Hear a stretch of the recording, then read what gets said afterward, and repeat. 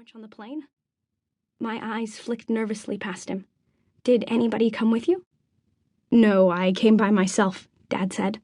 Lisette and the kids are dying to meet you, but Liz thought it would be best if you and I had some time alone together first. She knows that we've got a lot of catching up to do. He put his arm around my shoulders. How many suitcases did you bring? Only 2, I said. I had my winter things stored at the school. That was sensible, Dad said approvingly. You're not going to need them here, that's for sure. From what people tell me, by this time next month, it's going to be hotter than Hades.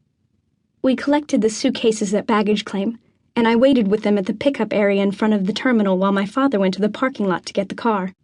Alien sounds, sights, and smells barraged my senses. A dark-skinned man had parked his pushcart in the center of the sidewalk and was selling a wafer-like candy made from nuts and brown sugar. A woman in a flowing orange dress glided past me, carrying a basket of pale waxen blossoms that I couldn't identify by name. I caught fragments of conversations held by voices with soft, strange accents that made the words sound almost like music. A couple was speaking French, and from somewhere behind me, a child's voice chattered excitedly in Spanish. Even the air smelled different, heavy and musky, rich with muted odors that I didn't recognize. The car that was inching its way toward me in the slow-moving line of traffic was familiar, however. Far too familiar. It was the same beige van that had once picked me up from Girl Scout meetings, from ballet lessons, from the skating rink, from the houses of middle school classmates. It was a car that belonged, not here in Louisiana, but back in Guilderland, New York, where I had spent the first 15 years of my life. The slanting afternoon sunlight glinted off the windshield and rendered it opaque. My heart painted in the face that I longed to see behind it. The sweet mouth smiled. Clear blue eyes squinted, half closed against the sun. Unkempt brown curls, lightly threaded with silver, bounced against soft cheeks. I drew a ragged breath and averted my gaze. The car kept moving forward and soon pulled up beside me. It was, of course, my father, and not my mother who sat behind the wheel. Sorry to be so long, hun, he said apologetically through the open window. The parking lot attendant gave me his whole life story while he counted out change. That's how it is down here. The word hurry isn't part of the vocabulary. He got out of the van and went around to open the back.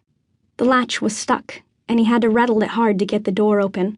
For some perverse reason, that fact pleased me.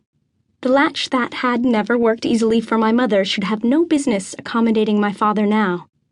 The memory of Mom, her arms filled with groceries, pounding the latch with her wrist bone and struggling to keep from swearing, would have made me smile if the accompanying sense of loss had not been so painful.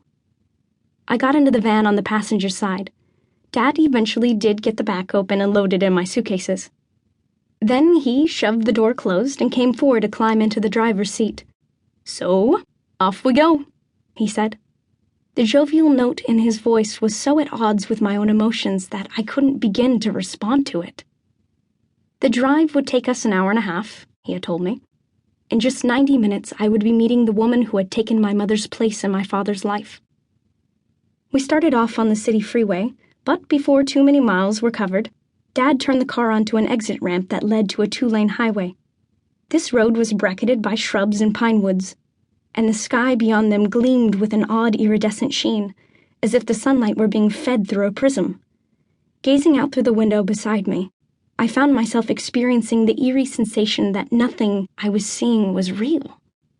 Veils of Spanish moss hung like gray crepe from the arching branches of oak trees, and clouds of large blackbirds rose from nowhere with high-pitched cries and then sank down again in the foliage. Ahead of us, the asphalt shimmered as though spotted by puddles, but by the time we reached them, they had vanished and reappeared farther up the road. For a long time we drove without speaking. It was Dad who finally broke the silence. I know how surprised you must have been to get my email. Shocked, even.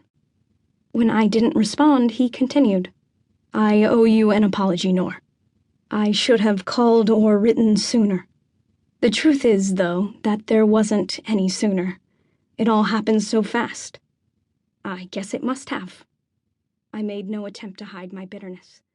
One day...